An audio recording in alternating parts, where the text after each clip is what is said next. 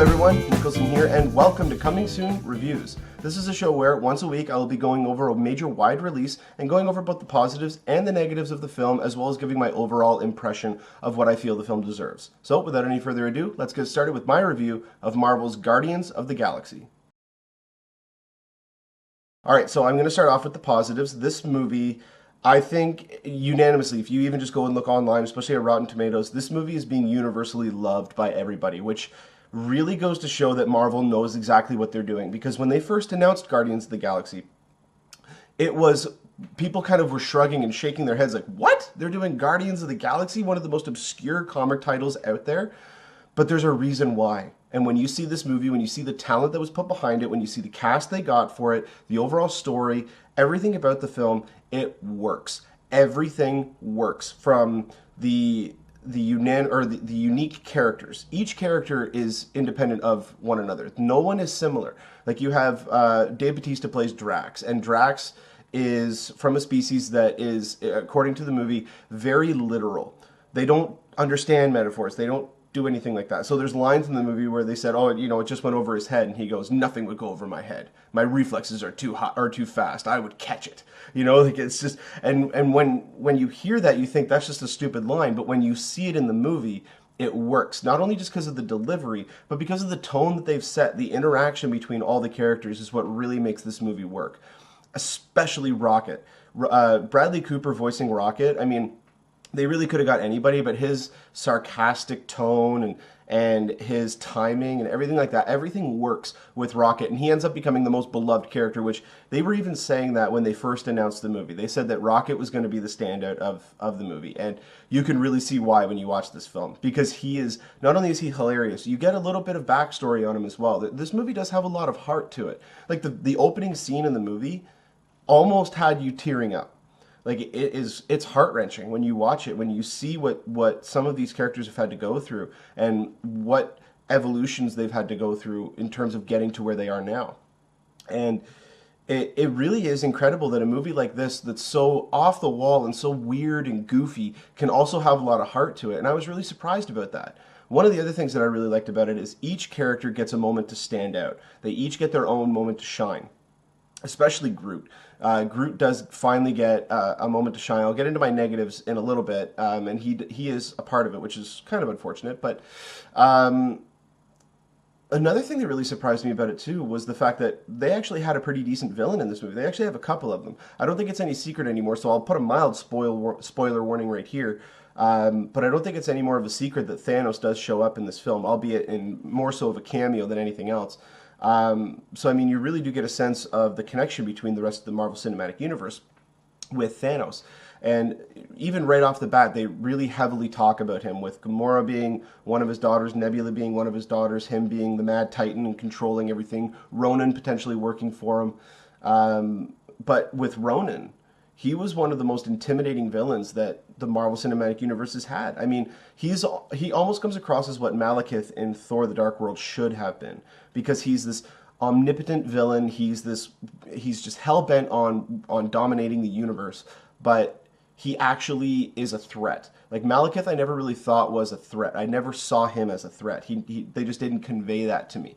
They conveyed that he was the bad guy, but I never saw him as really a threat to Thor. Whereas when you see with the Guardians, he is a threat, because they even have a showdown with him, a mild showdown in the middle, and they just get their asses handed to them. So, I mean, it was very surprising for me to see that they've actually taken care with some of their villains. I mean, you look at Loki and how Loki was utilized, and Loki was utilized perfectly. He was one of the better villains, but it was more because he was a thinking man's villain. He didn't resort to punches and things like that. I mean, he did when he had to, but for the most part, it was the intellectual aspect of him getting inside their heads, and that's what really worked. And with Ronan, he's the exact opposite. He is the physical threat, and I felt they actually did a very good job at adapting him. And even though they didn't give him a lot to work with in terms of character development, you didn't really need to. You already understood his motivations. You understood where he was coming from. It was just part of his race, part of the Kree, and anybody who knows from the comics what the Kree are like, they are just like that. They don't really have a lot of depth. So I was able to allow that to pass and still enjoy it. And another thing too, the tone of this film is steady throughout the whole thing. I mean, there are little bits of drama interspersed throughout it, but for the most part, it is a very fun, tongue-in-cheek, action-packed adventure, and the action does exceed. There's a lot of sequences in this movie which are really fun to watch, especially the one of the opening scenes where the Guardians actually come together. I thought that was actually really well done and just enjoyable to watch. It's a very fun film. So yeah, I mean, there were a lot of things about this movie that a lot of people will like. The things that I found as part of my negatives are more nitpicky things than anything, because this movie is very well done. I wouldn't go so far as to say that it is better than Captain America Winter Soldier or Avengers, but it definitely is up there. And Marvel just keeps getting better and better with their films. I mean, Guardians definitely had the possibility of being their first bomb. And not just financially, because it's a Marvel film, so we knew it was going to do well. And it's already showing that it's breaking records so far, which is great news for this property. But more importantly, the critical aspect of it, because all Marvel movies so far have been pretty well unanimously loved by critics. And this one had the potential to be the first sort of bomb, and luckily it didn't, which is very good. But getting into my negatives, a couple of things I found that could have worked better. The CGI, they could have worked a little bit longer on it, because there's so much of it, and you can understand why certain aspects don't look the way that they should. They were probably going more for a little bit of a cartoony look, but with them trying to stay within the Marvel Cinematic Universe and those other movies having almost photorealistic special effects, seeing characters like Thanos fully realized and him still being slightly cartoony, to me, I was a little bit surprised. I thought there was going to be a little bit more detail. He still looked great, but it was just, it looked CG. It didn't look real. And I mean, again, it's nitpicky. It's a small little thing. But that was one thing that I did take away from the film. I was like, oh, you know, they could have got him to look a little bit better. But as we go on, he will be motion capture, because Josh Brolin didn't do motion capture. It was all just keyframing.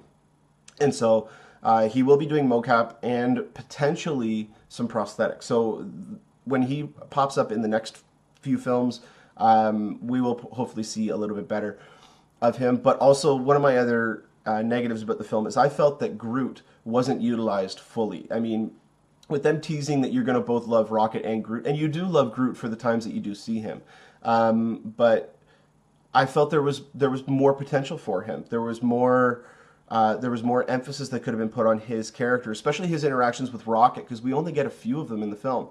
But I felt that could have been a little bit more. He was the least utilized of the core group.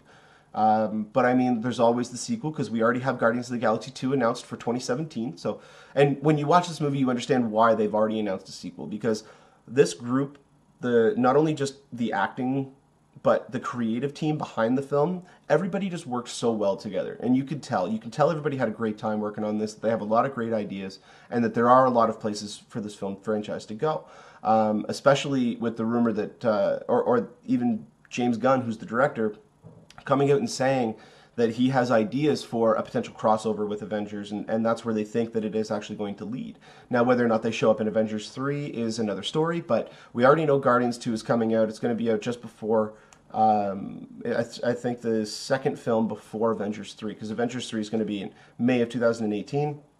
So we know now that this is heavily tied in with the Marvel Cinematic Universe. People were kind of wondering about it, and also there are a lot of surprise cameos in the film. Some of them are a little bit more obscure than others, but definitely make sure you guys wait until the end of the credits, because it is absolutely hysterical. It has no bearing on the storyline really, but it is just hysterical. It's really funny, and I definitely recommend to stay until after all the credits. So my overall score of the film, I definitely think that Marvel hit it out of the head of the park with this, especially involving their biggest risk to date. This is an unknown property. People don't really know a lot about the Guardians of the Galaxy, and they did a fantastic job of setting up this world, especially conveying all the different worlds within this universe, including the Nova Corps and everything like that. But the plot just keeps you engaged.